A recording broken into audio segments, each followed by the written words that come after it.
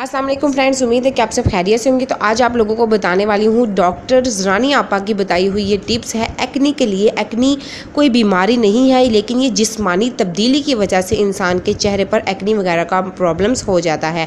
आप लोगों को आज बहुत ही ज़बरदस्त हर्बलिस्ट डॉक्टर रानी आपा का टोटका बता रहे हैं, जिसके इस्तेमाल से आपके चेहरे पर बहुत ज़बरदस्त रिज़ल्ट आएगा और आप लोगों ने इसको इस्तेमाल करना है। और ये आजमाया हुआ नुस्खा है, आप इसका रिज़ल्ट देखकर खुद हैरान रह जाएंगे। नंबर 1 पर आप लोगों ने इसकी टिप्स ध्यान में रख लेनी है कि किस तरीके से बनाना है और किस तरह से इस्तेमाल करना है।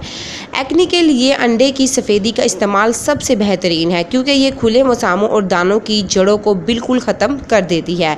इसीलिए एक अंडे की सफ़ेदी में 1 चम्मच मुल्तानी मिट्टी और 1 चम्मच हल्दी के साथ पपीते के पत्तों का पेस्ट मिक्स कर लें और अच्छी तरह से पेस्ट तैयार कर लें। इसको चेहरे पर लगाकर खुश्क होने दें और उसके बाद ग्रेसलीन में रुई को डिबोकर दानों की जगह से पेस्ट को हटाएं और कुछ देर बाद बर्फ़ से सिकाई करें।